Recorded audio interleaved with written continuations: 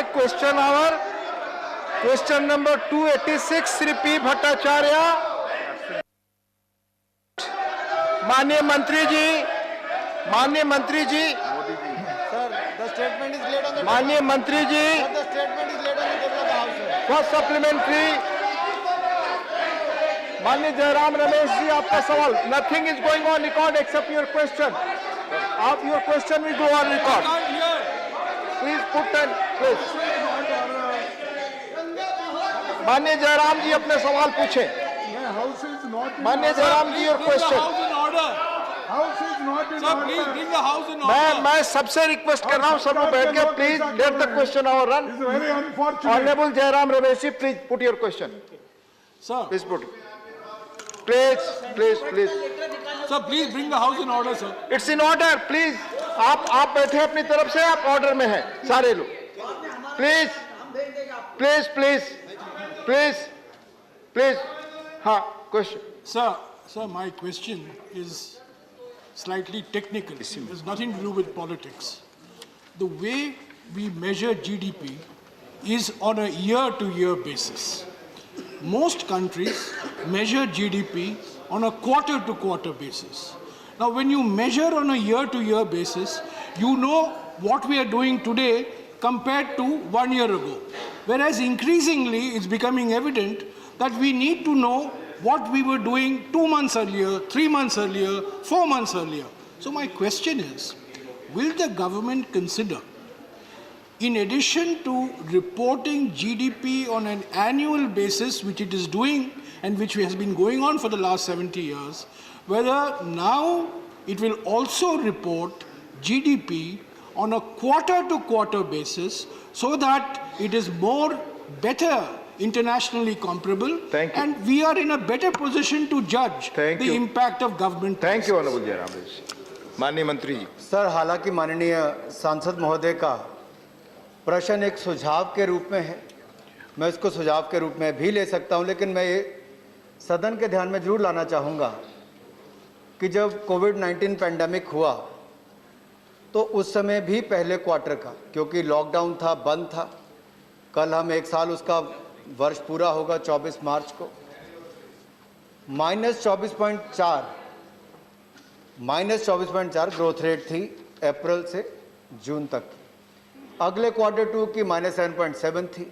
और जो कदम मोदी सरकार ने अच्छे उस समय में उठाए, उसका लाभ ये मिला है कि अब इसकी पॉजिटिव जो ग्रोथ है वो 0.4% थर्ड क्वार्टर में है। ये मैं आपके ध्यान में लाना धन्यवाद। माननीय सुशील कुमार मोदी से जानना चाहता हूं कि as on today the base year is 11-12, GDP को कैलकुलेट करने का बेस ईयर 11-12 है। Advisory committee on national accounts statistics has recommended to consider earlier 17-18 and afterwards as 2021 is the next base year.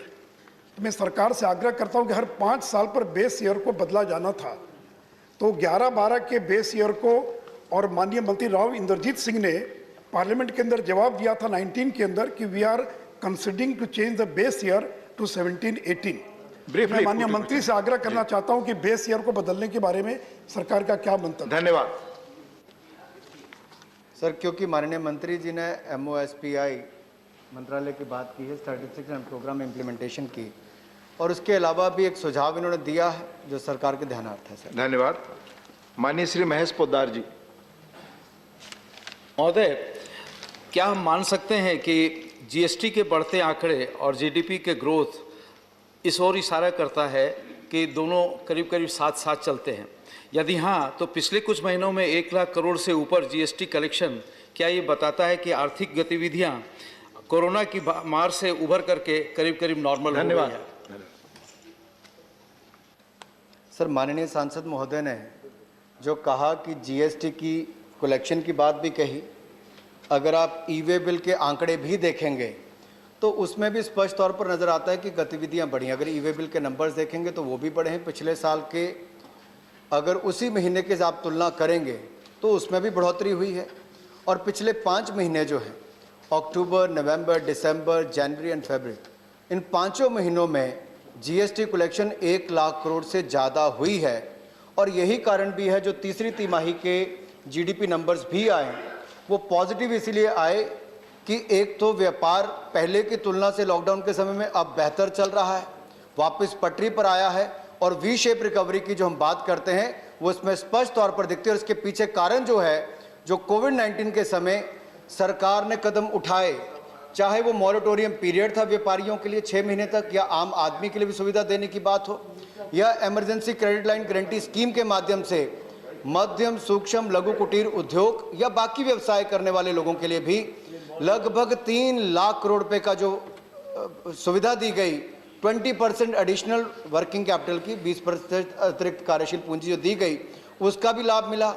Subordinate date scheme लाई गई, partial credit guarantee scheme लाई गई, लगभग 29 लाख करोड़ रुपए का आत्मनिर्भर पैकेज, और इसके साथ जो रिफॉर्म्स लाई गई उसका एक बहुत बड़ा लाभ और एक असर इस पर अर्थव्यवस्था में देखने को मिल रहा है, जिसने गति भी दी है, जिससे जीएसटी कलेक्शन भी बढ़ी और जीडीपी के नंबर्स भी बढ़े। धन्यवाद। क्वेश्चन नंबर 287 माननीय अयोध्या रामी रेड्डी जी, प्लीज माननीय मंत्री जी। Sir, the replies letter. First supplementary माननीय। The gross NPAs in public sector banks was pegged at rupees 6.09 trillion at the end of September 2020 and expected to increase. I would like to know from the Honorable Minister what are the strategies and the action plans in place by the consortium of lenders in addressing these NPA issues, and also the government's proposed roadmap in dealing with the high loan write-offs and NPAs. Thank you. Thank you. Sir, माननीय सांसद महोदय का मूल प्रश्न जो था वो banking reforms पर था, लेकिन उसके साथ साथ जब इन्होंने ग्रॉस एनपीएस की बात कही तो मैं एक बात इनके ध्यान में जरूर लाना चाहूँगा कि ग्रॉस एनपीएस में भी कमी आई है, रिडक्शन हुई है।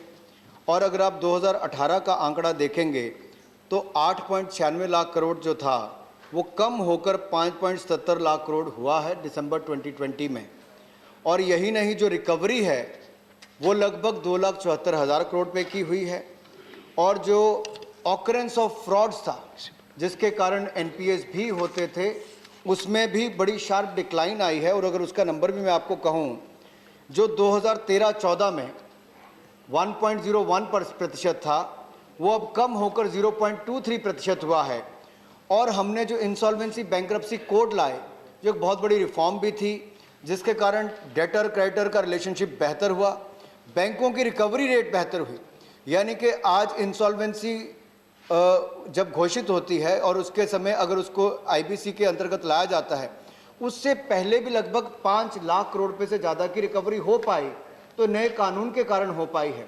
और इसमें अगर कहें कि एनपीए बढ़ा तो उसके नंबर्स कम आए। एक इसमें मैं और ऐड करना चाहता हूं, जो कुल मिलाकर 2013-14 में हम बैंकिंग की व्यवस्था जैसे हमें मिली थी, उस समय फ़ोन बैंकिंग होती थी, हम इसको डिजिटल बैंकिंग की ओर लेकर आए हैं और पारदर्शिता और लेकर आए हैं, इसीलिए घोटाले कम हैं और लोगों को लोन भी ज़्यादा मिल पा रहा है। धन्यवाद। और बैंकों प्रॉफिट में भी आए सर, जो पीएसबी थे वो भी अब प्रॉफिट में आए। Second supplementary.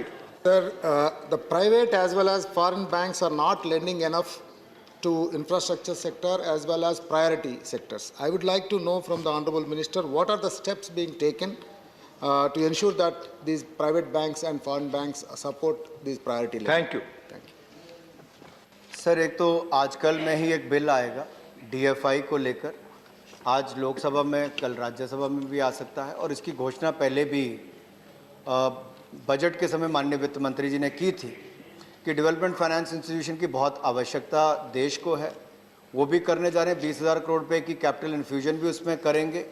उसके अलावा भी सर, अगर आप बैंकों की स्थिति को देखेंगे, जहां चरमराती लड़खड़ाती बैंकिंग व्यवस्था हमें देकर गए थे, उसको सशक्त करने का हमने काम किया। लगभग 4,38,000 करोड़ रुपए की रिकैपिटलाइजेशन अगर बैंकों की हुई तो नरेंद्र मोदी जी की सरकार के समय वो करने का काम हमने किया है। जो बैंक पीसीए फ्रेमवर्क में थे सर, पहले तो हमने मर्जर किया, अमलगमेशन बैंक्स की 27 में से 12 हमने पब्लिक सेक्टर बैंक्स किए। अब उन 12 में से भी 11 पीसीए फ्रेमवर्क से बाहर लाने का हमने काम किया है। प्रॉफिट में है बैंक्स जो कभी घाटे में हुआ करते थे, और इनकी लेंडिंग की क्षमता बढ़ाने का भी सर हमने काम किया है। और अगर फिर भी कहीं पर माननीय सांसद जी को लगता है कहीं पर कोई कमी है, हम उसको दूर करने की कोशिश करेंगे। अगर 59 मिनट्स के अंदर बैंक के लोन की सुविधा एमएसएमई को दी गई, हमारी सरकार ने शुरू की, ऑनलाइन की, और ये जो ईज रिफॉर्म्स की हम बात करते हैं, ईज बैंकिंग की बात करते हैं, इसका मूल कारण ये है कि हम इसको डिजिटलाइजेशन की ओर लेकर जा रहे हैं। और 7 बड़े बैंक इसमें वो सारे कदम उठा रहे हैं, मैं पढ़ के भी सुना सकता हूं। नहीं, आप ब्रीफली उत्तर दें, ब्रीफली उत्तर दें। Thank you. माननीय नीरज डांगे जी।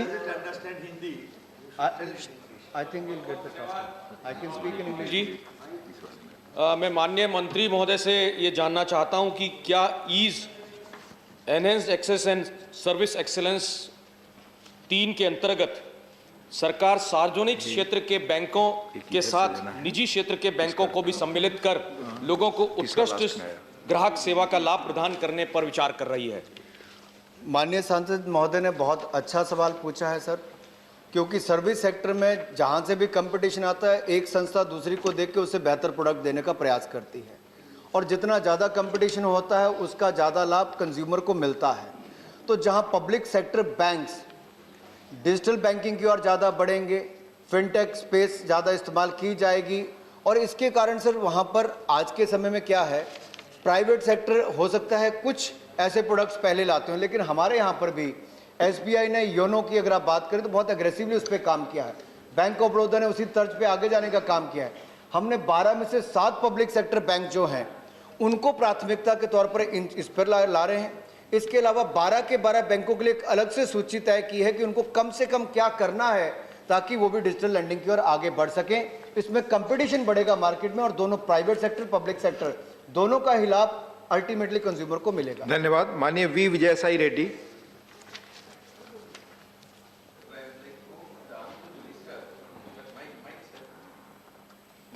माइक आप प्लीज, आपके बगल में माइक ऑन आ गया, प्लीज आ गया, आप बोले वहां से। Sir, I would like to know from the Honorable Minister, what are all the milestones the Ministry expects to achieve in terms of reach of the scheme to all the states, and how the scheme is customized to make it more user-friendly to the rural people? Thank you. Sir, संघीय ढांचे में अगर देखा जाए तो हर राज्य में banking की ग्रामीण क्षेत्र में बहुत बड़ी भूमिका है, और भारत में जहां इतनी ज़्यादा भाषाएं बोली जाती हूँ, रीजनल लैंग्वेज का भी एक बहुत बड़ा प्रभाव रहता है, और बैंकिंग सुविधा स्थानीय लैंग्वेज में भी मिल सके, ये भी हमने प्रयास किया। और बहुत सारी ऐप्स पर आप देखेंगे कम से कम 7 तरह की लैंग्वेजेस उपलब्ध हैं, कहीं पे तो 10 तरह की लैंग्वेजेस उपलब्ध हैं। तो अपने आप में हिंदी इंग्लिश के अलावा रीजनल लैंग्वेजेस पर इसमें प्राथमिकता दी गई है, एक तो उसका लाभ मिलेगा। दूसरा sir, this will cater to the smart lending for the aspiring India, that is one. Whether it is rural or the urban India, it will help both. When we say digital, then the reach becomes much larger rather than limited to the urban areas. Apart than that, sir, there will be tech-enabled ease of banking because of the technology, and governance and outcome will be HR-centric. So उस पर भी हम लोग ध्यान दे रहे हैं। और rural क्षेत्र की जब आपने बात कही है, आज बैंक मित्रों की भी हम बात करते हैं तो उनके हाथ में भी जो हैंड हेल्ड डिवाइस है वो भी कहीं ना कहीं चलती फिरती एक तरह से बैंक ब्रांच है, जहां पे आपका पैसा जमा करना और देने की सुविधा भी देती है, और स्थानीय भाषा में बोलता भी है, इसका लाभ भी आपको मिलता है। एप्लीकेशन के साथ साथ बैंकिंग मित्र भी आपको बैंकिंग। धन्यवाद माननीय मंत्री जी। श्री अनिल देसाई जी। From the Honorable Finance Minister, Minister of State, that governance in PSBs has been strengthened through many initiatives which have been taken, and it has enabled also industry-wide lending platforms like PSB loans in 59minutes.com. I think this platform has miserably failed East government because no loans are processed in 59 minutes as claimed by the government, and a lot of difficulties have been faced by the people all over. May I know from the Honorable Minister whether this platform has been withdrawn or any improvement has been made to see that loans are processed in time the way the government has promised to the people of India. Thank you. माननीय सांसद महोदय, देश की वित्तीय राजधानी से भी आते हैं जिस तरह से कहा जाता है, और थोड़ी देर पहले हाउस में जो हल्ला था, प्लीज आप उत्तर वहां दें। पे जो घटना घटी, मैं उस पर नहीं जाऊंगा सर, उत्तर दें। लेकिन please nothing is going on record, please आप उत्तर दें। माननीय मंत्री जी आप उत्तर दें, सिर्फ आपका उत्तर रिकॉर्ड में जाएगा। प्लीज प्लीज प्लीज माननीय मंत्री जी का उत्तर सवाल पर आपके जा रहा है, nothing will go on record. Please please आप बोले उत्तर दें। सर खड़गे जी कुछ कह रहे हैं सर। माननीय उत्तर दें, सवाल का आप उत्तर दें इसका। मैं सर एक बात तो हाउस में स्पष्ट कर देना चाहता हूं, कोई भी योजना लाई जाती है उसके पीछे मंशा ये है कि लोगों को उसका लाभ मिल सके, और हमारी सरकार में टेक्नोलॉजी का बहुत उपयोग किया गया है जिससे ट्रांसपेरेंसी और अकाउंटेबिलिटी भी बढ़े। यूपीआई भीम की अगर मैं बात करूं तो पूरी दुनिया भर की बड़ी से बड़ी कंपनीज, चाहे वो गूगल हो, फेसबुक हो, उनके भी बड़े से बड़े अधिकारियों ने कहा कि भारत से सीखने की बात है तो यूपीआई भीम एक बहुत बड़ा सफल कदम हुआ। डीबीटीज की बात करें तो वो सफल हुआ। सर इसी तरह से अगर हम 59 मिनट बैंकिंग की बात करें तो मैं माननीय सांसद महोदय को कहना चाहता हूं, अब तक 60,000 करोड़ रुपए हम इस पे सैंक्शन कर चुके हैं। और यही नहीं, ट्रेड्स प्लेटफॉर्म जो है उसके माध्यम से भी 15,000 करोड़ रुपए की बिल डिस्काउंटिंग उस पर अलग से की जा चुकी है। तो ये शुरुआती दौर है सर, उसके बावजूद अगर 60,000 करोड़ रुपए के ऋण अगर हमने उस योजना के माध्यम से 59 मिनट्स के माध्यम से दी है तो एमएसएमईज के लिए एक बहुत बड़ी सुविधा है जो मोदी सरकार ने की। और मैंने पहले भी कहा, हम फोन बैंकिंग के जमाने से डिजिटल बैंकिंग के जमाने में आ चुके हैं। धन्यवाद। क्वेश्चन नंबर 288 डॉक्टर सोनल मान सिंह जी। माननीय मंत्री जी, first supplementary The number of cultural institutions functioning under the ministry, state-wise, UT-wise. Sir मैं एक छोटी सी बात ये रखना चाह रही हूँ कि एज़ यूजुअल, क्योंकि मेरा बहुत लंबा अनुभव है इस मिनिस्ट्री के साथ और अब पार्लियामेंट्री कमेटी में भी हूँ, तो अनुभव ये रहा है कि वेग आंसर्स देने में ये मिनिस्ट्री बहुत माहिर है और एम्बिग्यूअस। तो मैं चाहती हूँ कि ये सारा यहाँ पड़ा हुआ है, मैंने देखा उसमें बहुत सारी चीज़ें वही की वही हैं जो पहले से चली आ रही हैं। बार बार पूछने पर भी हमें स्पष्ट आपको सवाल पूछना है, पहला सवाल पूछे। मैं तो पूछ लिया, मैं तो बोल दिया, आप जो बोलना चाहे बोलें जी। प्लीज, कोई आपका पहला सवाल नहीं आया आप प्लीज। मैंने तो ये पूछा था ये सारे इंस्टीट्यूशंस के बारे में, उनकी गतिविधियाँ और स्टेट वाइज, यूटी वाइज वगैरह कितने कल्चरल इंस्टीट्यूशंस हैं सर, और सप्लीमेंट्री वगैरह सब। Thank you. आप इसके बाद दूसरा सवाल भी पूछेंगे। अच्छा जी, जी जी। माननीय मंत्री जी। उपसभापति जी, जानकारी तो उनको आंकड़े उनने मांगे थे और पूरे इंस्टीट्यूशंस की जानकारी उनने मांगी थी। जो इंस्टीट्यूशंस की संख्या है वो संख्या 50 से ज़्यादा है और मुझे लगता है कि सारी जानकारियां माननीय सदस्य को दी गई हैं। अब उनका संदेह किस बात पर है, किस आंकड़े पर, अगर वो पूछेंगे तो मैं जवाब दूंगा। जहाँ तक सवाल उन्होंने गतिविधियों की बात की है, वो सच है कि वो देश की प्रख्यात कला क्षेत्र की नामी हस्ती है और मंत्रालय की हमारी समिति की सदस्य भी है और लगातार हमको उनकी चिट्ठियाँ भी मिलती रहती हैं, बातचीत भी होती रहती है।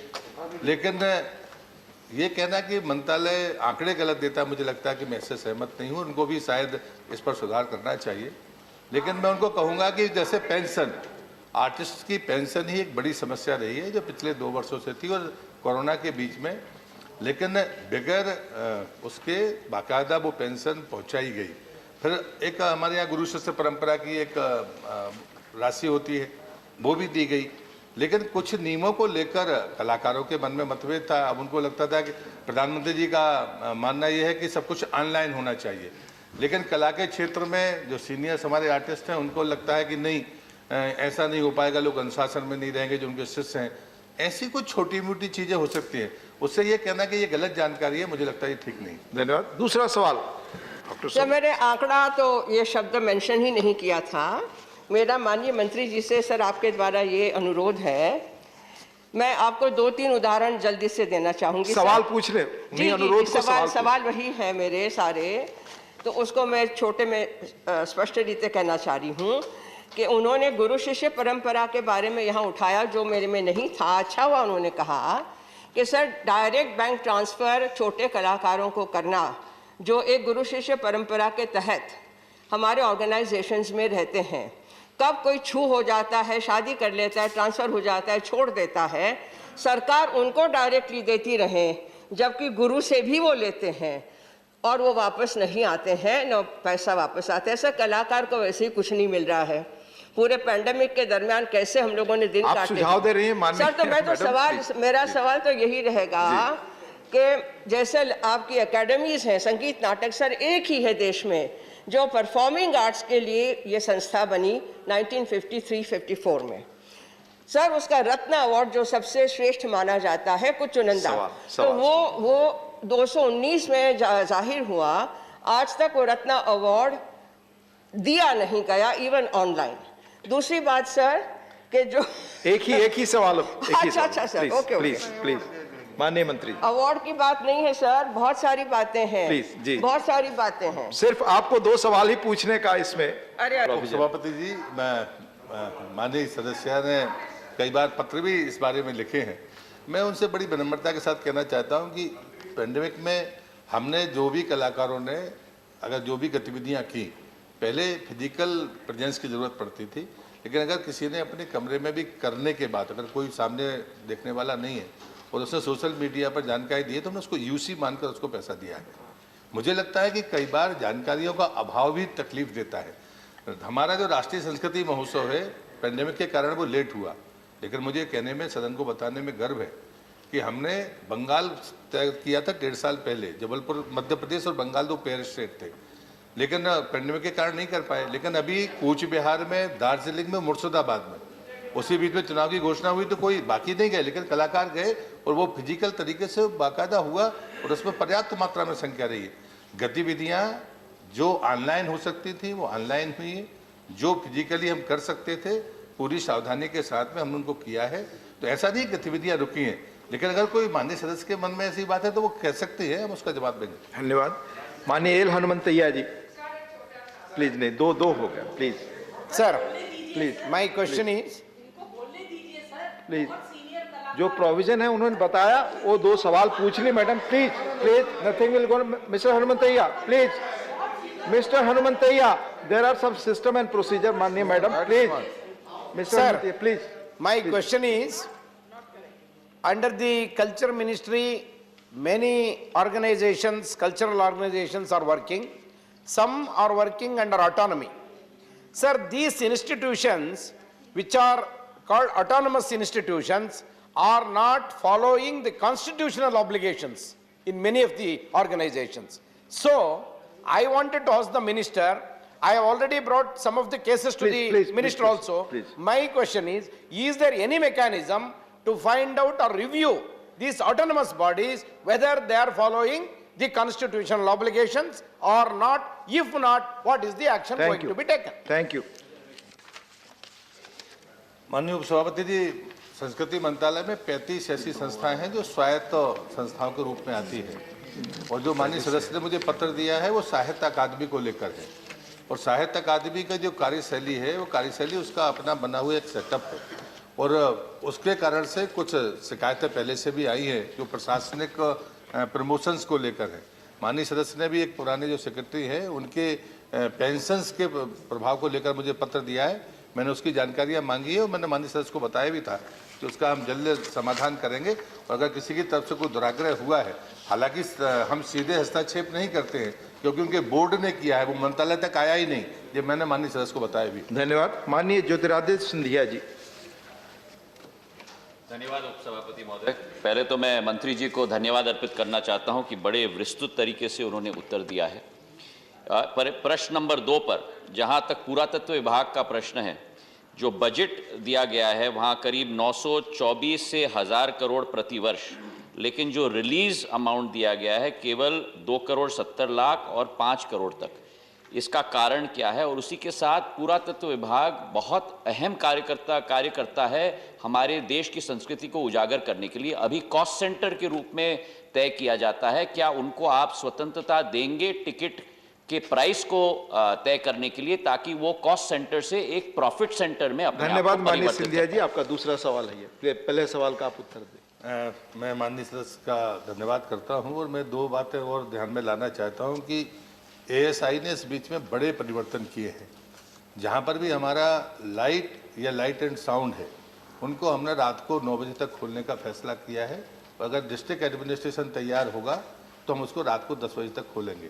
और उसमें हमने स्नैक्स की चिंता भी उसमें की है। दूसरा, ASI ने एक बड़ा काम किया कि जो फिल्म निर्माता हमारे स्मारकों पर परमिशन मांगते थे, उसमें 1 वर्ष लगता था उपाध्यक्ष जी, वो समय अवधि ऑनलाइन हो गई है, वो 20 दिन के भीतर अनुमति दे रही है और इस समय में उसका लाभ मिला है। जो फीस लगती थी 1 लाख रुपया, वो हमने 50,000 की है। जो आज़ादी का 75वां वर्ष अमृत महोत्सव में उसने ASI ने तय किया है कि जो आइकनिक साइट और विश्व धरोहरें छोड़कर, क्योंकि सारे लोग उसी पर जाते हैं, इनको छोड़कर किसी भी स्मारक में अगर आप जाएंगे तो फोटोग्राफी या वीडियोग्राफी चाहे पत्रकार करे चाहे फिल्म निर्माता करे, उनको मुफ्त रहेगी। तो मुझे लगता है कि जो माननीय सदस्य ने इच्छा व्यक्त की है, जो टिकटिंग के मामले में भी हमने उस प्रोफेशनलिज्म की तरफ अपना कदम बढ़ाया है और हमने कहा है कि एक सा नहीं होगा, जहां मॉन्यूमेंट पे जैसा फुटफॉल है उस आधार पर हम उस पर आगे बढ़ रहे हैं। धन्यवाद माननीय मंत्री जी। माननीय नरेंद्र यादव जी।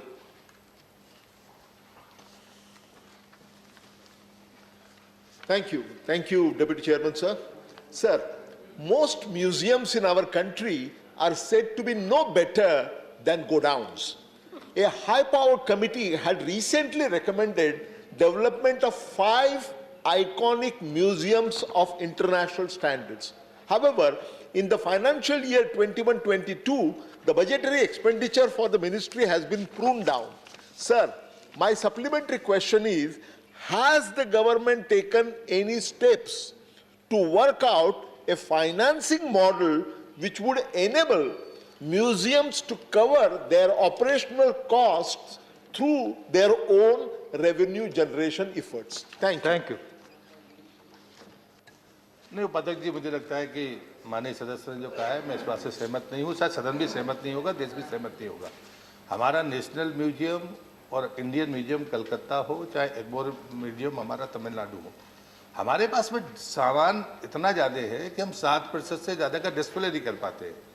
तो मुझे लगता है उसके लिए ये शब्द उपयोग करना उन कलाकारों की तौहीन होगी। और जहाँ तक सवाल आपने बजट की बात कही है, तो बजट का आंकड़ा में राष्ट्रीय संग्रहालय में पिछले बार की तुलना में 44 करोड़ से बजाय 48 करोड़ हुआ है। और जो 5 म्यूजियम्स के अपग्रेडेशंस की बात प्रधानमंत्री जी ने कही थी, वो जो बजट में घोषणा हुई है, उसके लिए बजट एलोकेशन अलग से है। और ये एक को मैंने तमिलनाडु जैसे राज्य के लिए उपाध्यक्ष जी 10 साल के पहले हम दूसरी ग्रांट नहीं दे सकते हैं, लेकिन वहाँ पर जब एग्मोर म्यूजियम की बात आई थी तो मुझे मेरे अधिकार का उपयोग करते हुए हमने उसको 11 महीने पहले दूसरी ग्रांट को उपलब्ध कराया है। लेकिन ये सच है कि हमारे पास सामग्री इतनी ज़्यादा है कि इंडियन म्यूजियम में हम 6% ही डिस्प्ले कर पाते हैं, नेशनल म्यूजियम में हम 8% ही डिस्प्ले कर पाते हैं, एग्मोर जो हमारा म्यूजियम है उसमें भी शायद 7 कुछ ही कर पाते हैं। ये कठिनाई है, लेकिन आप सभी म्यूजियम में अभी जाकर देखेंगे नए सिरे से गैलरी बनने का काम शुरू हुआ है और जो एक्सटेंशन हो सकता है उसके लिए जितनी सामर्थ्य है सरकार उसके लिए कर रही है। धन्यवाद माननीय मंत्री जी। क्वेश्चन नंबर 289 माननीय एरन्ना कडाडी जी। माननीय मंत्री जी, questions relate to Karnataka first supplementary. हाँ सर, धन्यवाद उपसभापति महोदय, आपने मुझको पूरक प्रश्न पूछने की अनुमति दी। राष्ट्रीय परिवार स्वास्थ्य सर्वेक्षण जो पिछले वर्ष दिसंबर में सरकार द्वारा प्रकाशित किया गया था, उसमें कर्नाटक में एनीमिया से पीड़ित बच्चों, महिलाओं और पुरुषों की संख्या में वृद्धि हुई है। और कॉम्प्रिहेंसिव नेशनल न्यूट्रिशन सर्वे के अनुसार कर्नाटक में 26% लड़कियां और 9% लड़के। सवाल संक्षेप में हो आपका? हाँ सर, हाँ संक्षेप में। इससे ग्रसित है। मैं मंत्री जी से पूछना चाहूँगा, क्या ऐसी गंभीर बीमारी जो प्रमुख रूप से बच्चों और महिलाओं को होती है, क्या सरकार कर्नाटक में बढ़ते मामले की रोकथाम आप संक्षेप में पूछें, इतना लंबा रोकथाम के लिए राष्ट्रीय स्वास्थ्य मिशन में धन्यवाद अभी तक क्या धन्यवाद किया गया है? धन्यवाद कर्नाटक के लिए क्या धन्यवाद माननीय कडाडी जी, का प्रावधान धन्यवाद धन्यवाद। सवाल बहुत ब्रीफली पूछे, आग्रह प्लीज माननीय मंत्री। सर, माननीय सदस्य ने अनीमिया के संदर्भ में और अनीमिया का बच्चियों में और गर्भवती महिलाओं में सब में इंसिडेंस के संदर्भ में और उसमें भी कर्नाटका के कंटेक्स्ट में ये बात की है। मेरा ये कहना है कि सर अनीमिया जो है वो खाली कर्नाटका नहीं, अभी ये सारे देश में जो है ये एक देशव्यापी समस्या है और इतने समय के बाद भी एनीमिया पर पूरी तरीके से काबू कर पाना अभी तक संभव नहीं हुआ है। देश में 50% तक गर्भवती महिलाएं भी अभी भी अनीमिक रहती हैं। इसलिए भारत सरकार की तरफ से अनीमिया मुक्त भारत के तहत बहुत सारी योजनाओं को इम्प्लीमेंट किया जाता है और नेशनल हेल्थ मिशन में इस कार्यक्रम के लिए भी सभी स्टेट गवर्नमेंट्स को उनके जो प्रोग्राम इम्प्लीमेंटेशन प्लान्स होते हैं उसके हिसाब से सहायता दी जाती है।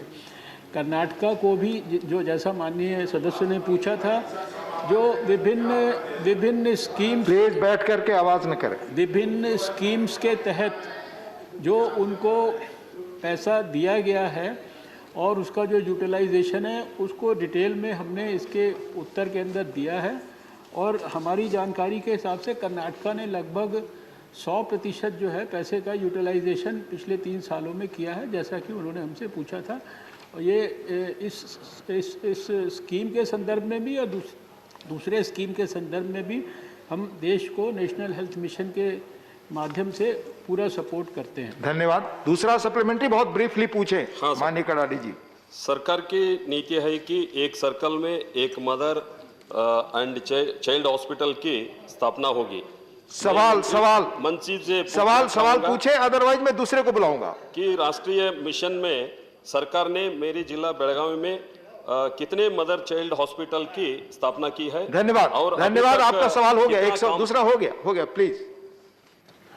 सर इसमें कोई दोमत नहीं कि सरकार की जो योजना है उसमें प्राइमरी हेल्थ सेंटर्स के पास जहाँ जहाँ आवश्यकता होती है मदर एंड चाइल्ड हेल्थ के लिए डेडिकेटेड अस्पताल बनाए जाते हैं। जिस डिस्ट्रिक्ट के और जिस संदर्भ में माननीय सदस्य ने पूछा है, उन्होंने मुझे पत्र भी लिखा था इसके बारे में और हमने अपने जानकारी प्राप्त की जिसमें कि पिछले 11 महीने में जो वहाँ पर जो डिलीवरीज हुई थी उनकी संख्या का उस स्थान पर विश्लेषण किया तो वहाँ पर केवल 11 महीने में 76 डिलीवरीज हुई थी, यानी कि 8 प्रति माह। और कहीं पर भी मदर एंड चाइल्ड केयर का इस प्रकार का जो एक डेडिकेटेड अस्पताल या वार्ड बनाने के लिए कुछ गाइडलाइंस हैं सर। 2011 की जो है पब्लिक हेल्थ इंफ्रास्ट्रक्चर स्ट्रेंथनिंग की दृष्टि से गाइडलाइंस हैं। उन गाइडलाइंस के अनुरूप जो भी कभी कहीं पर होती है उसके लिए जब स्टेट्स हमारे को डिटेल में प्लान अपने प्रोग्राम इम्प्लीमेंटेशन के बना के भेजता है तो उसके तहत हम उनको स्वीकृति देते हैं और फिर वो उसको इम्प्लीमेंट करते हैं। धन्यवाद। ऑनरेबल एम थम्बीदुरई जी, और question relates to Karnataka sir. I am neighboring to Karnataka, that is where I am interested to question. Only Karnataka question, sir. Sir, I am thankful and also congratulating Honorable Prime Minister of India and also Health Minister taking lot of efforts to have many programs, health programs in various states and including Karnataka. I want to know through you whether Honorable Minister has any scheme to have more aims in Karnataka as they announced in Bengal, 3 aims they announced. Therefore, whether they are having such kind of, and also 2 more aims in Tamil Nadu also, in Chennai and Coimbatore. Sir, only Karnataka party will answer. Karnataka please. also, I must please. So Tamil Nadu also. Please. All India is yes. Please. Question relates with Karnataka, honorable members. Only Karnataka questions can be asked. Please. Sir माननीय सदस्य ने और नए AIIMS create करने के संदर्भ में प्रश्न पूछा है। इस संदर्भ में मुझे ये कहना है कि सर ये पहले देश में 2003 तक एक एम्स होता था। अटल बिहारी वाजपेयी जी ने 5 एम्स ऐड करने के लिए योजना बनाई और फिर 2014 में प्रधानमंत्री मोदी जी ने एक ब्रॉड इस प्रिंसिपल पर कि हम अधिकांश स्टेट्स के अंदर जो है एम्स को डेवलप करें, उस संख्या को 6 से आज 22 एम्स जो है विभिन्न फेजेज ऑफ डेवलपमेंट में है। जहाँ तक कर्नाटका के बारे में वहाँ के मुख्यमंत्री ने भी सरकार को लिखा है और भारत सरकार का स्वास्थ्य मंत्रालय और डिपार्टमेंट ऑफ एक्सपेंडिचर ये इस विषय के ऊपर जो है डिटेल्ड डेलिब्रेशंस ऑलरेडी चल रहे हैं और जैसे ही इसके बारे में औपचारिक तौर पर कोई फाइनलाइजेशन होगा उसकी घोषणा स्वाभाविक तौर पर जो फाइनेंस मिनिस्टर है वही करती हैं, लेकिन इसमें कोई शक की बात नहीं कि हम लोग इसको भी गंभीरता से विचार कर रहे हैं। धन्यवाद। माननीय Fauzia Khan ji, your question. Karnataka, it's related to Karnataka sir, please. Sir, this is clearly mission in Karnataka. So it's completely questions related to Karnataka can be put. This has been tradition, sir, in the house. Please. Sir, this is National Health Mission. So how can it be limited to Karnataka? Please. Okay, sir, my question is that these ASHA workers, which are the very important component of the National Health Mission, now since we are taking online education for school programs and all that, will these ASHA workers be trained digitally, and we have a referral system from the rural areas where these ASHA workers can take reference from good doctors in the urban areas? Thank you, madam. Thank you. Sir, there is no doubt that ASHA workers, they are the greatest asset for us in the healthcare delivery system of this country. And right now in this National Health Mission, we have almost 1 million ASHA workers who have been, delivering, I think we can call it a human service that they are actually providing to the people of this country. And as Health Minister, I always feel proud of them. As far as your question is concerned about the online training and all, so during the COVID time, last 1 year, all the trainings of millions of health workers that we organized to train them for COVID-related issues and other relevant issues, and also to carry out the non-COVID programs, they have all been online by and large. Otherwise also, through the telemedicine, we have in fact strengthened the telemedicine facility now.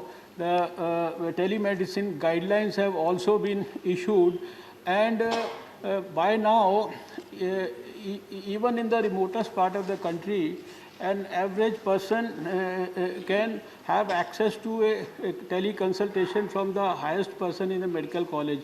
And we have already have a record of having delivered more than 1 million teleconsultations. So this is something which is I think this is going to become the new normal in times to come, and we are already on it. Thank you. Question number 290, Mani Chaudhary Sukhram Singh Yadav ji. Sir, the answer is laid on the table. First supplementary.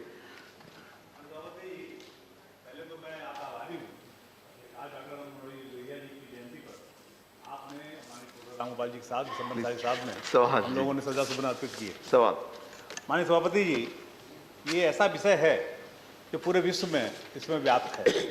माननीय मंत्री जी ने प्रयास पहले बहुत किया, मैंने तो बड़ी तारीफ की इनकी, लेकिन इस समय कुछ मामला इसका फिर बढ़ रहा है।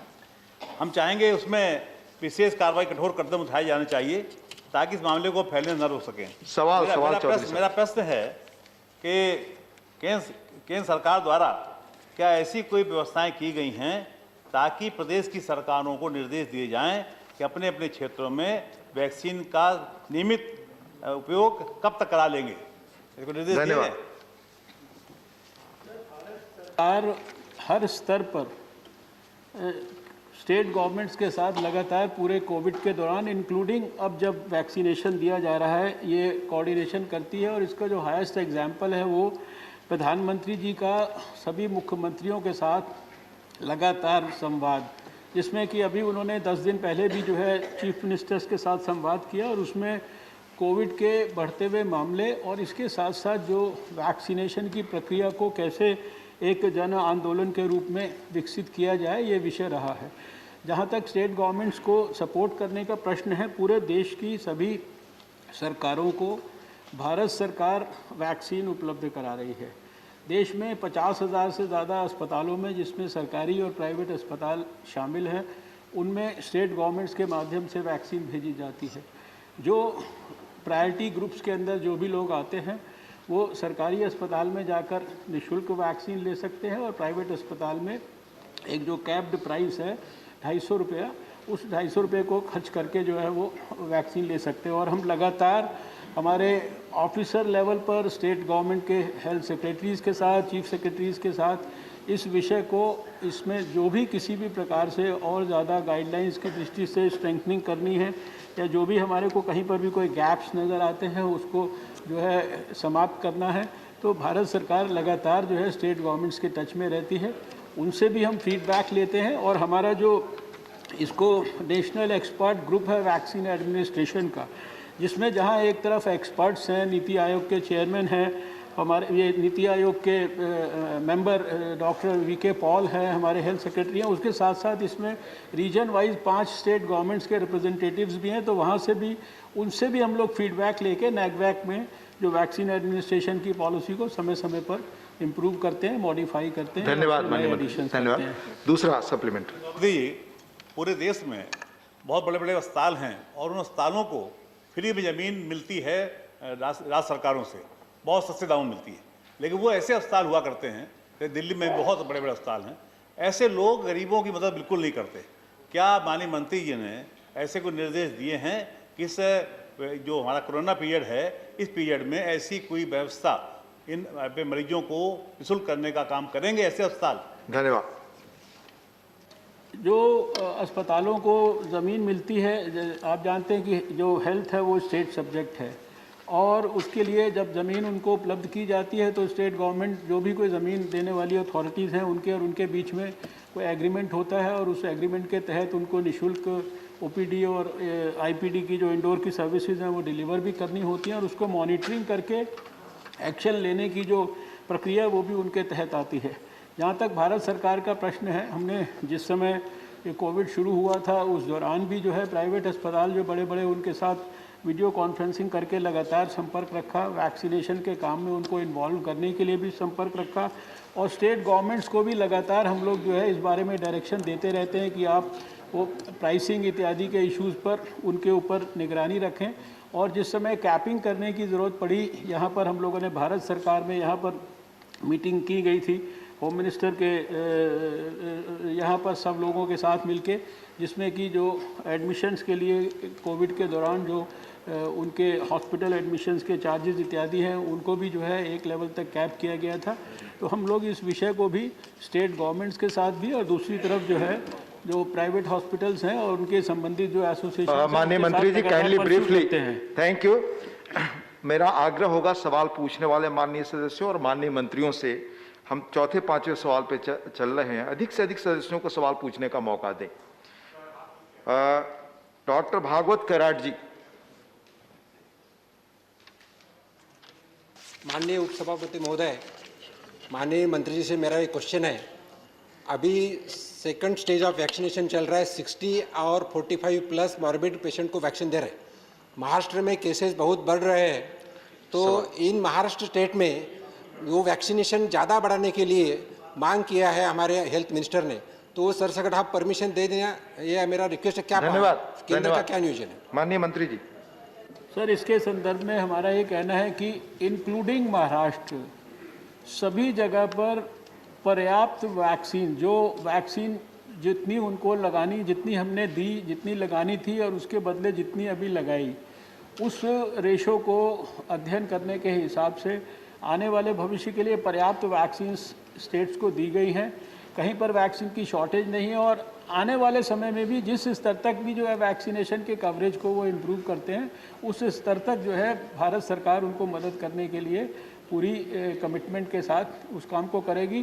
पिछले सप्ताह में 2 बार हमारी जो है वहाँ के स्वास्थ्य मंत्री से बातचीत हुई है और हमने उनको इस संदर्भ में पूरा आश्वासन। धन्यवाद माननीय मंत्री जी। श्रीमती छाया वर्मा।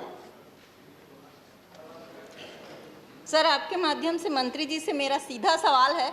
अभी मंत्री जी ने कहा है कि कहीं पे 150 और कहीं पर 250 रुपए में प्राइवेट हॉस्पिटल टीकाकरण कर रही है। मैं मंत्री जी से पूछना चाहती हूं कि जब छत्तीसगढ़ सरकार, दिल्ली सरकार और कलकत्ता और कुछ सरकारें निःशुल्क वैक्सीन करा रही है, तो क्या उन राज्यों में जहां पर प्राइवेट में 250 रुपए लिया जा रहा है, क्या आप उनको निर्देश करेंगे कि वो निःशुल्क टीकाकरण करवाएं? धन्यवाद। बात तो माननीय सदस्य को मैं उनकी गलतफहमी दूर करने के लिए बताना चाहता हूं कि सारे देश में वैक्सीन भारत सरकार सारी स्टेट गवर्नमेंट्स को दे रही है, नंबर 1। दूसरी बात कि भारत सरकार की नीति को ही सब लोग फॉलो कर रहे हैं।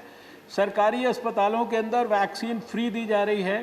प्राइवेट वो नीति का पार्ट है। प्राइवेट अस्पतालों में 150 रुपया उसकी वैक्सीन की कॉस्ट को कैप किया गया है। वो 150 रुपया प्राइवेट अस्पताल वापस जो है ऑनलाइन जो है भारत सरकार को रिटर्न करते हैं, और जो उनका एडमिनिस्ट्रेशन चार्जेस हैं उनके लिए अपर लिमिट 100 रुपये तक रखी गई है। कोई अस्पताल अगर उसको 100 से कम भी चार्ज करना चाहता है तो वो कर सकता है। और ये सारे निःशुल्क, मैंने बता दिया ना आपको, भारत सरकार सारे देश को प्लीज बैठकर बात ना करें प्लीज। सारे देश को निःशुल्क दे रही है, उसी को स्टेट गवर्नमेंट्स इंप्लीमेंट कर रही है। सरकारी अस्पतालों में फ्री और प्राइवेट अस्पतालों के अंदर ये चार्जेस। जो प्राइवेट में जाना चाहता है, जिसको लगता है कि मैं अफोर्ड कर सकता हूँ, मैंने भी जाकर प्राइवेट अस्पताल में वैक्सीन लगाई, हमारे बहुत सारे सदस्यों ने प्राइवेट अस्पतालों में लगाई होगी। If you can afford we should go there, इसमें कोई आपत्ति वाला विषय नहीं है। धन्यवाद माननीय मंत्री जी। माननीय रामगोपाल यादव जी, माननीय रामगोपाल यादव जी, प्लीज बैठकर बात न करें।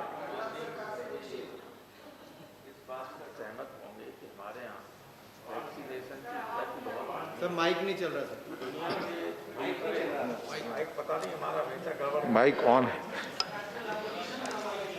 दुनिया भर में वैक्सीनेशन की गति बहुत तेज है, हमारे यहाँ बहुत कम है। एम्स जैसी संस्था में भी मेरी जानकारी के हिसाब से डॉक्टर लोगों ने 15% से ज़्यादा लोगों ने वैक्सीनेशन नहीं करवाया। कोविशील्ड और कोवैक्सीन के बीच में लोगों ने कन्फ्यूजन पैदा कर दिया। मैं माननीय मंत्री से जानना चाहता हूँ, दोनों बहुत बढ़िया वैक्सीन हैं, इसके बावजूद लोग वैक्सीन नहीं लगवा रहे हैं। इनको लोगों में ये जागृति पैदा करने के लिए या और तेजी लाने के लिए आप क्या प्रयास कर रहे हैं? धन्यवाद प्रोफेसर साहब। इजराइल में 72% लोग लगाते थे, हमारे यहाँ 2%। धन्यवाद धन्यवाद सर। सबसे पहले तो आदरणीय रामगोपाल जी को मैं बताना चाहता हूँ कि ऐसा नहीं है कि हमारे यहाँ पे ये जो स्पीड है स्लो है। यह पिछली बार भी जब सवाल का उत्तर दिया था मैंने बताया था सर, आज सुबह तक सर 4 करोड़ और 85 लाख लगभग लोग जो है भारत में वैक्सीन की डोज ले चुके हैं, यानी इतनी डोजेज। और कल में सर, कल लास्ट 24 आवर्स में 32,53,095 यानी 53,095 लोगों ने कल में सर वैक्सीनेशन लिया। और हमने अभी कल का में जो सारे वर्ल्ड में यानी कि जितनी वैक्सीन उस पर्टिकुलर डे में लगती है उसका 30-40% उस पर्टिकुलर डे पर जो है भारत में लग रहा होता है। और इसलिए इसमें सर कोई मेरा ख्याल से, और जहाँ तक आपने वैक्सीन हेजिटेंसी के बारे में कहा, उसके बारे में बहुत सारा कैंपेन चलाने के बाद ही जो है ये स्थिति आई है कि आज जो है ये आप देखिए कि जो सर 7 लाख और 84,612 सेशंस हो चुके हैं। हमारे 60 साल से ऊपर के भी 2 करोड़ 2,31,137 लोग सर इतनी शॉर्ट समय के अंदर जो है ये प्रक्रिया 1 मार्च को शुरू हुई थी। 2 करोड़ से ज़्यादा हमारे 60 साल से ऊपर के लोग ऑलरेडी वैक्सीन ले चुके हैं। धन्यवाद। क्वेश्चन नंबर 291 डॉक्टर विकास महात्मे। नंबर 291। माननीय मंत्री जी। Sir the answer is laid on the table. First supplementary. Sir मैं आदरणीय स्वास्थ्य मंत्री का धन्यवाद देना चाहूँगा कि उन्होंने फायर ऑडिट हॉस्पिटल्स के बारे में जानकारी दी अच्छे से मेरे रिप्लाई के लिए। लेकिन मेरा क्वेश्चन ये है कि हाल ही में महाराष्ट्र में भंडारा डिस्ट्रिक्ट हॉस्पिटल जो है और उसमें आग लगने से 10 छोटे बच्चों की न्यूनेटल डेथ हुई थी। और उसी प्रकार नागपुर में इंदिरा गांधी मेडिकल कॉलेज में, गवर्नमेंट मेडिकल कॉलेज में भी शॉर्ट सर्किट की वजह से आग लग गई और वो कोविड पेशेंट्स वहाँ रख नहीं पाए, दूसरी तरफ शिफ्ट। एक ही सवाल। तो मेरा ये सवाल एक ही है कि क्या सेंट्रल गवर्नमेंट से कोई गाइडलाइंस रहती है और वो फॉलो करना उनके लिए कंपलसरी है या अनिवार्य है? धन्यवाद सर। ये भारत सरकार ने इस विषय की पूरी गहराई में जाके और इसके संदर्भ में सर ये फायर सेफ्टी मैनेजमेंट के लिए डिटेल्ड फायर सेफ्टी गाइडलाइंस बनाकर और उनको विस्तार से और इस सारे स्टेट गवर्नमेंट्स को जो है सर शेयर किया हुआ है। और लगातार जो है हम लोग जो अपने विभिन्न विषयों पर जब स्टेट गवर्नमेंट के साथ चर्चा करते हैं तो इसके संदर्भ में भी हम लोग लगातार बात करते हैं। स्टेट गवर्नमेंट्स को हम ये कहते हैं कि आप जो है अपने जो अस्पतालों में जो लोकल फायर अथॉरिटीज़ हैं उनके माध्यम से no objection certificates, fire audit और ये जितनी भी प्रक्रियाएं जो करनी समय समय पर रेगुलरली ज़रूरी हैं, उनको हम आग्रहपूर्वक स्टेट गवर्नमेंट्स को कहते हैं कि वो अपने अस्पतालों में इन प्रक्रियाओं को ज़रूर करवाएं। दूसरा सप्लीमेंट्री। सर मेरा दूसरा सवाल ये है कि मॉक ड्रिल एक पार्ट है फायर प्रिवेंशन के लिए, लेकिन मैंने देखा है कोई भी हॉस्पिटल्स में मॉक ड्रिल यानी जो कि प्रात्यक्षिक होना चाहिए, सभी डॉक्टर्स सवाल डॉक्टर विकास सब महात्मे उसमें रहना चाहिए, तो वो होता नहीं है। तो वो हो इसलिए कंपल्शंस कुछ कर सकते हैं या कोई इंसेंटिव्स दे सकते हैं जिसमें फायर ऑडिट अच्छे से थैंक यू। गाइडलाइंस जिनकी हमने चर्चा की, इसमें मॉक ड्रिल भी, और मॉक ड्रिल भी खाली एक बड़े लेवल पर नहीं, हॉस्पिटल की सब बिल्डिंग्स में अलग अलग समय पे कई अच्छे अस्पताल उसको बहुत गहराई और गंभीरता से फॉलो करते हैं, कई उसको नहीं फॉलो करते हैं, लेकिन लगातार हम लोग आग्रहपूर्वक इसके लिए जो है उनको निवेदन करते रहते हैं। धन्यवाद। माननीय राजीव सातव जी। एक महत्वपूर्ण विषय पर सवाल पूछने का मुझे मौका दिया। उपसभापति महोदय, बीच में सुप्रीम कोर्ट में ये फायर्स के बारे में संज्ञान लिया था। क्या सरकार ने जो प्राइवेट हॉस्पिटल में फायर हुआ है इसके बारे में संज्ञान लिया है? खास तौर से गुजरात के बारे में सुप्रीम कोर्ट ने इसमें संज्ञान लिया था। सरकार की इसके बारे में क्या भूमिका है? देखिए, सरकार की फायर सेफ्टी ऑडिट के संदर्भ में कोई प्राइवेट या सरकारी के लिए अलग अलग भूमिका नहीं है। फायर नहीं होना चाहिए, कहीं भी नहीं होना चाहिए, अस्पतालों में तो बिल्कुल ही नहीं होना चाहिए। तो उसके लिए जैसा हमने कहा कि सारे एक्सपर्ट्स और सारे संबंधित लोगों के साथ मिलकर डिटेल्ड गाइडलाइंस को हम लोग स्टेट, और आप जानते हैं कि जो हेल्थ है वो स्टेट सब्जेक्ट है। गवर्नमेंट ऑफ इंडिया जो है गाइडलाइंस बनाती है, गाइडलाइंस को शेयर करती है, फाइनेंशियल और टेक्निकल सपोर्ट देती है सिस्टम्स को क्रिएट करने के लिए, स्ट्रेंथन करने के लिए, लेकिन जो इम्प्लीमेंटेशन का काम होता है वो स्टेट गवर्नमेंट्स का होता है। तो सभी जगह पर हम लोग लगातार we follow and pursue it quite consistently and sincerely. धन्यवाद। श्रीमती वंदना चौहान जी। Under some of the legislations, say the Shop Act license is supposed to be displayed publicly in the concerned institutions, or an ICC or Internal Complaints Committee under the Sexual Harassment of Workplace Act. Like that, can the fire audit also be displayed on publicly in the hospitals? Thank you.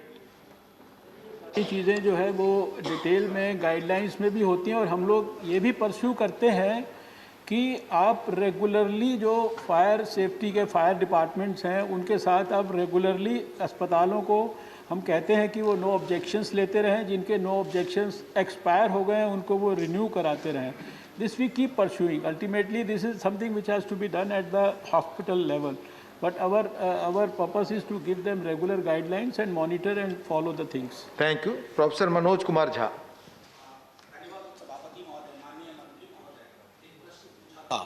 और ये संदर्भ है जिसका जवाब इस संदर्भ है बिहार में CGHS डिस्पेंसरीज को लेकर के। सर, आपसे आग्रह होगा कि वहाँ इम्पैनलमेंट की बहुत बड़ी दिक्कत है, खास तौर पर दरभंगा में। इसको आप व्यक्तिगत स्तर पर दखल दें और निराकरण करें। धन्यवाद। ये सुझाव है। प्रश्न भी है। स्पेसिफिक्स में मुझे लिख के भेजेंगे तो I personally look into it and try to help. Question number 292 माननीय रामनाथ ठाकुर जी। माननीय मंत्री जी। 292 sir, the answer is laid on the table sir. पहला सवाल माननीय रामनाथ ठाकुर जी। उपसभापति महोदय, मैं आपके माध्यम से मंत्री जी से जानना चाहते हैं कि जांच के आलोक में क्या सरकार सशक्त आंतरिक व्यवस्था बनाएगी ताकि इस तरह की गंभीर अनियमितताएं दोबारा न हो? Thank you sir. अगर हमारा जो उत्तर है उसको माननीय सदस्य ने पढ़ा होगा तो हमने स्पेसिफिकली बहुत डिटेल में बताया है कि ये जो अनियमितताओं के बारे में जानकारी मिलने के बाद किस प्रकार से सरकार ने, DGHS ने स्पेशल ऑडिट कमेटी बनाई और उसकी डिटेल्ड रिकमेंडेशंस को आगे फॉलो करने के लिए विषय को जो हेल्थ मिनिस्ट्री के विजिलेंस डिपार्टमेंट ने एग्जामिन किया, उसके साथ साथ उसको CBI अलग से एग्जामिन कर रही है। उसके साथ उस विषय के लिए हमने रिस्पॉन्सिबिलिटी भी जनरलाइज की बजाय स्पेसिफिक फिक्स करने के लिए अस्पताल के जो विजिलेंस ऑफिसर को भी जो है वो विषय जो है आगे परस्यू करने के लिए दिया हुआ है। तो the issue is being deliberated for future improvements also and for actually finding the right exact culprit and to fix the responsibility of the individual persons. So it is being handled at multiple levels. Thank you. दूसरा supplementary सवाल माननीय ठाकुर। उपसभापति महोदय, मैं आपके माध्यम से मंत्री जी से यह जानना चाहता हूं, क्या सरकार इस वित्तीय वर्ष में तय सीमा के अंदर कार्रवाई कर सदन को सूचना देगी? धन्यवाद। सरकार जो भी कर रही है ये कार्यवाही करने के लिए ही कर रही है, लेकिन कार्यवाही करने के लिए कोई किसी पर्टिकुलर व्यक्ति के ऊपर कार्यवाही की जा सकती है और पर्टिकुलर व्यक्ति को के ऊपर रिस्पॉन्सिबिलिटी फिक्स करने के लिए सर जो इसके विजिलेंस के गाइडलाइंस मैनुअल्स और वो सारे जो एक्सपर्ट लोग हैं वही उसको इन्वेस्टिगेट कर रहे हैं। सरकार को जिस दिन जो है उसका एग्जैक्ट आउटकम मिलेगा तो निश्चित रूप से कार्रवाई करेगी। धन्यवाद माननीय मंत्री जी। क्वेश्चन नंबर 293 माननीय हरनाथ सिंह यादव जी। प्रश्न संख्या 293 माननीय मंत्री जी। Sir the answer is laid on the table. पहला सवाल, माननीय ग्रामीण क्षेत्र के चिकित्सालय में चिकित्सक व सहयोगी स्टाफ के लिए आवासों की व्यवस्था नहीं होती है। ऐसी स्थिति में रात्रि में गांव में चिकित्सक रुकते नहीं हैं और शहर नज़दीक के शहरों में चले जाते हैं, जिसके कारण से रोगियों को गाँव वासियों को बड़ी असुविधा होती है। मैं माननीय मंत्री जी से जानना चाहता हूं कि देश भर के विशेषतः उत्तर प्रदेश के परिप्रेक्ष्य में ग्रामीण चिकित्सालयों में चिकित्सा सेवाओं को मजबूत करने के लिए चिकित्सकों व सहयोगी स्टाफ के लिए आवास उपलब्ध कराने हेतु सरकार की कोई कार्ययोजना है क्या? यदि हाँ तो पूर्ण विवरण क्या है? नेशनल हेल्थ मिशन में जो इंफ्रास्ट्रक्चर स्ट्रेंथनिंग के लिए भारत सरकार मदद करती है स्टेट गवर्नमेंट्स की, उसमें स्टेट गवर्नमेंट्स ही अपना जो प्रोग्राम इम्प्लीमेंटेशन का प्लान बनाती हैं, जिसमें अगर प्राइमरी हेल्थ सेंटर पे उनको अगर कोई रेजिडेंशियल कम्प्लेक्स बनाना है, डिस्ट्रिक्ट हॉस्पिटल में कितने रेजिडेंसीज चाहिए या कम्युनिटी हेल्थ सेंटर पे क्या क्या व्यवस्था चाहिए, उसके जो डिटेल्ड प्लान्स बनाकर वो सरकार देती है, उसको हम लोग इम्प्लीमेंट करने के लिए उनको फाइनेंशियल सपोर्ट करते हैं। इसलिए अगर कहीं पर भी उत्तर प्रदेश या किसी भी जगह देश में इसकी किसी भी चीज़ की कमी है, जो कि जैसा मैंने पहले भी कहा 2011 की जो सर पब्लिक हेल्थ की गाइडलाइंस है उसमें बड़ा स्पष्ट है कि किसी भी प्राइमरी हेल्थ सेंटर पे, कम्युनिटी हेल्थ सेंटर पे, सब सेंटर पे क्या क्या व्यवस्था होनी चाहिए। आपको कहीं पर भी अपने क्षेत्र में लगता है ये चीज़ें कम हैं तो आप उनको स्ट्रेंथन करने के लिए अपनी रिस्पेक्टिव स्टेट गवर्नमेंट्स के थ्रू हमें अगर प्रपोजल भिजवाएं तो नेशनल हेल्थ मिशन में हम उनका पूरा सपोर्ट करेंगे। धन्यवाद। दूसरा सप्लीमेंट्री। माननीय मैं माननीय मंत्री जी से जानना चाहता हूं कि देश भर में ग्रामीण क्षेत्रों में अवस्थित चिकित्सालयों की कुल संख्या के सापेक्ष प्रत्येक चिकित्सालय में कम से कम एक चिकित्सक के हिसाब से उपलब्धता और रिक्तता का ब्यौरा क्या है? सरकार को इसकी धन्यवाद। हो गया सवाल आपका। धन्यवाद सर। जो सारे देश के अंदर जो है ये तो एक डिटेल जो है इसकी एक एक जगह की it may not be with me right now but I can provide that and lay it on the table of. धन्यवाद। माननीय Sujit Kumar ji.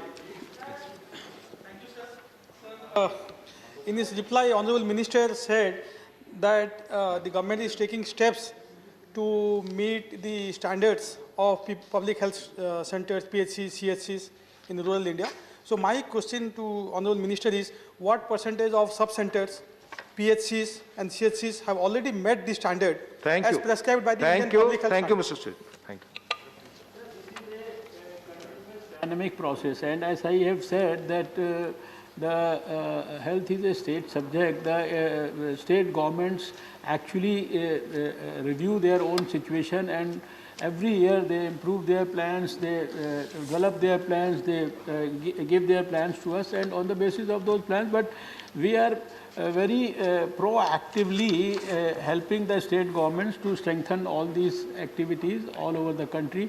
Like even you see, to make sure that there is adequate manpower for employing a doctor, we right now have gone up to the strategy where we say that the doctor you quote and we pay, and this payment is made by the central government on behalf of the state government. This is the level at which we support the systems. Thank you. माननीय श्रीमती जया बच्चन जी। पहले तो मैं मंत्री जी को बधाई देना चाहती हूँ कि इतने मुश्किल वक्त में आपने बहुत बढ़िया और बहुत अच्छा काम किया। Sorry Jaya ji, the time is over. House stands adjourned till 2 p.m.